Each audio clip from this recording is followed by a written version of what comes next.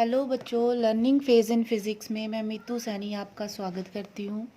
आज हम करने जा रहे हैं 9th क्लास का मोशन चैप्टर का टॉपिक इक्वेशंस ऑफ मोशन। बहुत ही इम्पॉर्टेंट टॉपिक है, इसकी डेरिवेशन एग्ज़ाम में आती है।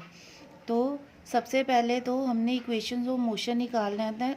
हमें इसके लिए एक्सेलरेटेड मोशन का ग्राफ बनाना पड़ेगा। तो हमने ये जो ग्राफ बनाया है, this is for accelerated motion, uniform accelerated motion. तो जब एक्सेलेरेशन यूनिफॉर्म होती है तो वेलोसिटी टाइम ग्राफ हमारे पास स्ट्रेट लाइन आता है। तो ये जो हमने केस लिया है, ये हमने लिया है uniformly accelerated motion when the object is moving with some initial speed.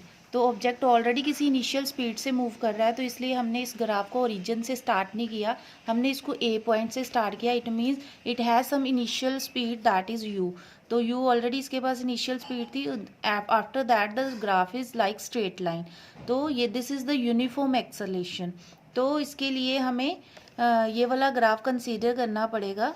तो ये जो हमारा ओ ए है, this is the initial velocity that is U. तो सबसे पहले तो हमें ये पता होना चाहिए कि इक्वेशन ऑफ मोशन कौन कौन सी है हमारे पास। तो हमारे पास 3 इक्वेशंस ऑफ मोशन है। फर्स्ट है v is equal to U plus A T.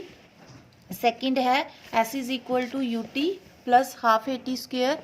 And then V square minus U square is equal to 2as। तो ये 3 इक्वेशंस हैं हमारे पास जिनको हमने डिराइव करना है। तो इस इक्वेशन में ये सिंबल्स दिए हैं, उनका मतलब क्या है। तो u जो है हमारे पास इनिशियल वेलोसिटी है, v हमारे पास फाइनल वेलोसिटी है, s हमारे पास डिस्टेंस है, a is acceleration and t is time taken.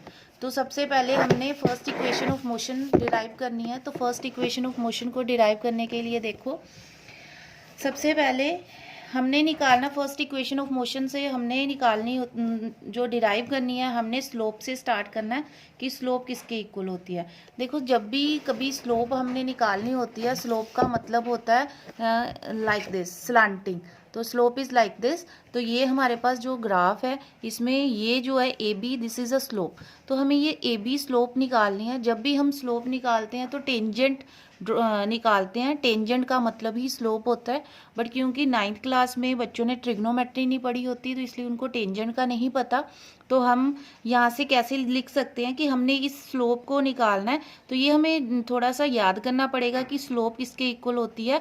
ये हमने परपेंडिकुलर, ये हमारे पास एक राइट एंगल ट्राइंगल है, इस राइट एंगल ट्राइंगल में हमने स्लोप इसके इक्वल लिखनी है। हमने परपेंडिकुलर अपॉन बेस की इक्वल स्लोप लिखनी होती है। यही टेंजेंट के इक्वल भी होता है। तो अगर आपने टेंजेंट नहीं पढ़ा हुआ तो आप इसको सिर्फ इतना याद कर सकते हैं कि जो स्लोप है वो परपेंडिकुलर अपॉन बेस होती है। तो हमने यहाँ पे क्या लिखना है, हमने लिखना है slope is equal to perpendicular upon base. तो परपेंडिकुलर क्या है हमारे पास, ये BC जो ट्राइंगल हमने राइट एंगल ट्राइंगल ली थी, इसमें जो BC है दैट इज द परपेंडिकुलर। तो यहाँ हम स्लोप लिखेंगे BC अपॉन, तो बेस है हमारे पास AC। तो slope is equal to BC upon AC। और ये हमने ग्राफ्स में पढ़ा है कि जो स्लोप है वो हमें एक्सेलेरेशन देती है। अगर आपने ग्राफ में नहीं पढ़ा कि स्लोप एक्सेलेरेशन के इक्वल होती है, तो मैं नेक्स्ट वीडियो में ग्राफ्स के बारे में बताऊंगी कि कैसे हम ग्राफ से स्लोप निकालते हैं तो एक्सेलेरेशन मिलती है हमें। तो फिलहाल आप फिर लर्न कर लो कि जो स्लोप है वो एक्सेलेरेशन के इक्वल होती है। तो स्लोप की जगह हमने लिख दिया एक्सेलेरेशन। तो acceleration is equal to BC upon AC। तो अब अगर आप ये जो ग्राफ देखोगे, जो जो चीज़ें हमें गिवन है वो लिख लेंगे, जो नहीं गिवन उनको हम निकाल लेंगे। तो फर्स्ट ऑफ ऑल BC हमारे पास ये है।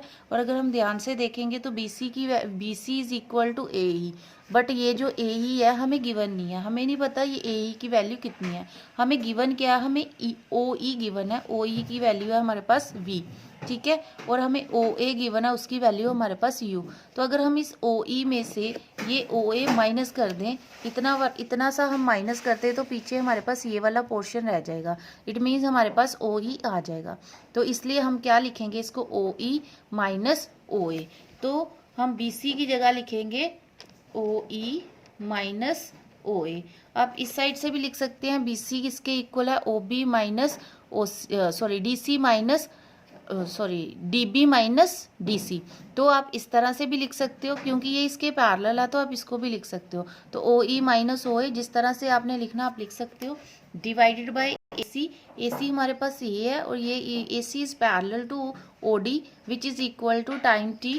तो हमने इसको लिख दिया और AC is parallel to OD, तो AC की जगह हम OD लिख देते हैं। अगर आप AC रहने देना चाहते हो तो AC भी रख सकते हो। तो एक इसके इक्वल आ जाएगा, OE हमारे पास क्या है, OE is V, OA is U and OD हमारे पास क्या है, OD इज T। तो यहाँ से आपने इस T को इधर मल्टीप्लाई कर देना, तो ये हमारे पास 80 आ जाएगा। 80 is equal to V minus U। तो हमने यहाँ से V निकालना है, तो U उधर जाके ऐड हो जाएगा, तो V is equal to U plus 80। तो ये मेरी फर्स्ट इक्वेशन ऑफ मोशन आ गई है जो मैंने डिराइव करनी थी। अब हमने सेकेंड इक्वेशन ऑफ मोशन को डिराइव करना है। तो सेकेंड इक्वेशन ऑफ मोशन के लिए देखो, सेकेंड है हमारे पास S is equal to UT plus half AT square. तो अब हमने क्या निकालना, हमने डिस्टेंस निकालना है। तो जब भी कभी डिस्टेंस निकालते हैं हम ग्राफ से, तो डिस्टेंस एरिया जो है ग्राफ का वो हमें डिस्टेंस देता है। तो इसका मतलब अगर हमें डिस्टेंस निकालना है तो हम area under the area of graph निकालेंगे या area under the graph curve निकालेंगे। तो एरिया ऑफ ग्राफ निकाल देंगे।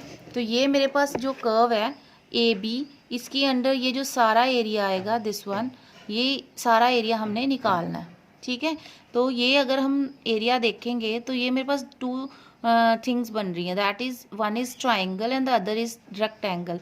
It means we can write the area of triangle plus area of rectangle is equal to area of graph. तो हम दोनों के एरियाज को ऐड कर सकते हैं। तो हम यहाँ पे क्या लिखेंगे, S is equal to area of triangle plus area of rectangle.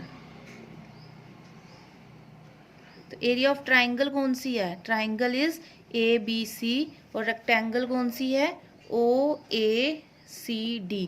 तो ये हमारे पास रेक्टेंगल है। तो इन दोनों का हमने एरिया निकालना है। तो एरिया ऑफ ट्राइंगल होता है 1/2 बेस इंटू हाइट।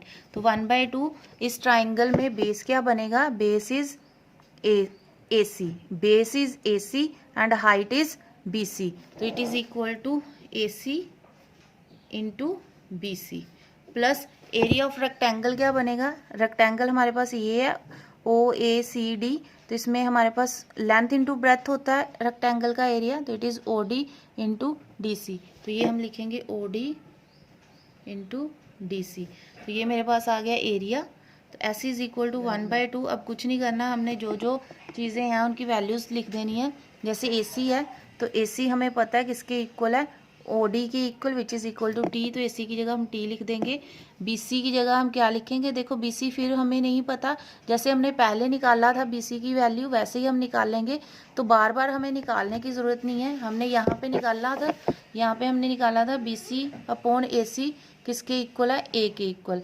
तो यहाँ से BC अगर निकालेंगे तो A इंटू AC आ जाएगा। तो BC की जगह हम लिखेंगे A into AC plus OD हमारे पास क्या आ जाएगा, OD is time T and DC हमारे पास क्या है, DC is parallel to OA which is equal to U। तो ये हमारे पास U आ जाएगा। तो S is equal to 1/2 T into AC is again T plus UT। तो ये आ जाएगा S is equal to UT plus half AT square. तो ये हमारी सेकेंड इक्वेशन ऑफ मोशन हमने डिराइव कर ली है। अब हमने third equation of motion derive करनी है। तो थर्ड है हमारे पास V square minus U square is equal to 2AS। अब हमने ये वाली इक्वेशन डिराइव करनी है। तो अगेन हमने डिस्टेंस निकालना है, तो इसके लिए हमें फिर एरिया निकालना पड़ेगा। तो S is equal to area under the graph. तो एरिया क्या है हमारे पास ग्राफ के अंडर। अब हमने इसको अलग अलग से नहीं लेना, ट्राइंगल और रेक्टेंगल। अब हमने ये पूरा एरिया लेना है। तो ये जो ABDO, area under the graph is AB। Graph कौन सा है, AB। इसके अंडर का एरिया जो है हमारा एक ट्रेपीजियम शेप बना रहा है। तो हमें ट्रेपीजियम का जो है एरिया निकालना पड़ेगा। तो S is equal to area of trapezium. Area of trapezium, trapezium का नाम क्या है, OABDO।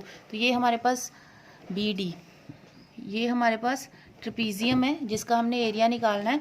तो ट्रेपीजियम का एरिया होता है सम ऑफ पैरेलल साइड्स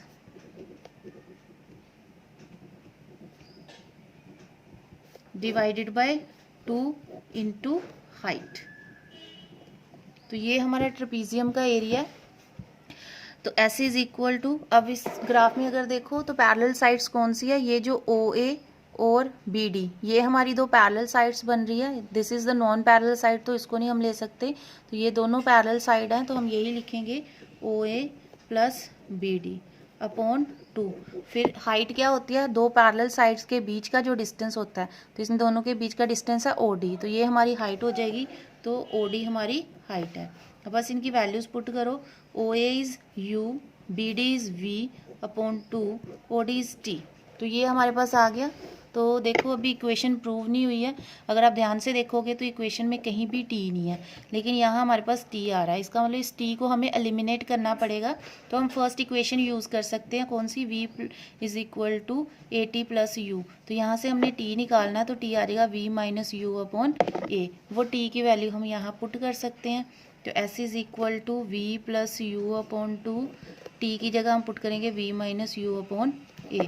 तो अगर आप ध्यान से देखोगे, this is A plus B, this is A minus B, तो ये होता है A square minus V square, means V square minus U square upon 2A। तो ये फॉर्मूला हो गया हमारा, इसको क्रॉस मल्टीप्लाई करो तो ये हो गया 2AS is equal to V square minus U square. तो this is the third equation of motion हमने जो प्रूव कर लिया है।